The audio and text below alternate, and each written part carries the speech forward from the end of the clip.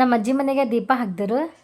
ಜೈ ಶ್ರೀರಾಮ್ ಎಲ್ಲರಿಗೂ ಇದು 20ನೇ ಡೇಟಿನ ಬ್ಲಾಗ್. ಇವತ್ತು ದಸರಾ ಫಸ್ಟ್ ಡೇ ಇತ್ತು, ಹಂಗಾಗಿ ಮನೆಗಿನ ಪೂಜೆ, ಎರಡನೇ ಪೂಜೆ, ಹಾಗೆ ಬಾಗಿಲು ಪೂಜೆ ಎಲ್ಲ ಮುಗಿಸ್ಕೊಂಡ್ಬಿಟ್ಟೆ ಪಟ್ ಅಂತೇಳಿ. ಇವತ್ತು ದಸರಾ ಫಸ್ಟ್ ಡೇ ರೀ. ಎಲ್ಲರಿಗೂ ದಸರಾ ಹಬ್ಬದ ಹಾರ್ದಿಕ ಶುಭಾಶಯಗಳು. ನಮ್ಮ ಮಾಮ ಅವ್ರು ಕರೆಕ್ಟ್ ಬಂದರು. ನಮ್ಮ ಅಜ್ಜಿ ಊರಿಗೆ ಹೋದೆ. ಏನಿತ್ತು ಅಂತೇಳಿ ಗೊತ್ತಿದ್ದಿಲ್ಲ. ಅಂದ್ರೆ ಗಾಡಿಗಳೆಲ್ಲ ದಬಾಶ್ ನಿಂತೀವಿ ನೋಡ್ರಿ, ಪೂರಾ ಲೈನಿಗೆ ಹತ್ತಿಗೆಸಿ. ನಮ್ಮ ಅಜ್ಜಿ ಊರು ಮೀನಾಬಳು ಬಿರ್ನಳ್ಳಿ ಬಳಿ ಬರ್ತದ. ಅಲ್ಲಿದ್ದು ನೋಡ್ರಿ ಹಳ್ಳ ಎಷ್ಟು ಗನ ತುಂಬಿ ಅರಿಲತ್ತದ, ಪೂರಾ ದಬಾಶೆಗೆ ಬಂದಿತ್ತು. ಯಾರಾದರೂ ಮೀನಾಬಳು, ತೊಟ್ನಳ್ಳಿ, ಬಿರ್ನಳ್ಳಿದವ್ರು ಇದ್ರೆ ಕಮೆಂಟ್ ಮಾಡ್ರಿ.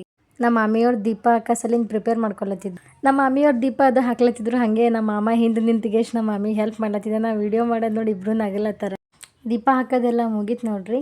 ಇದು ಯಾಕೆ ತೋರಿಸ್ಲತ್ತೀನಿ ಅಂದ್ರೆ ನಮ್ಮ ಮೊಬೈಲಿಗೆ ನೆಟ್ವರ್ಕ್ ಬೇಕಾಗಿತ್ತಂದ್ರೆ ಟ್ಯಾಕ್ಟ್ರಿ ಮ್ಯಾಗ ಇರ್ಬೇಕು, ಇಲ್ಲಾಂದ್ರೆ ಆ ಮನೆ ಮ್ಯಾಗ ಇರ್ಬೇಕು.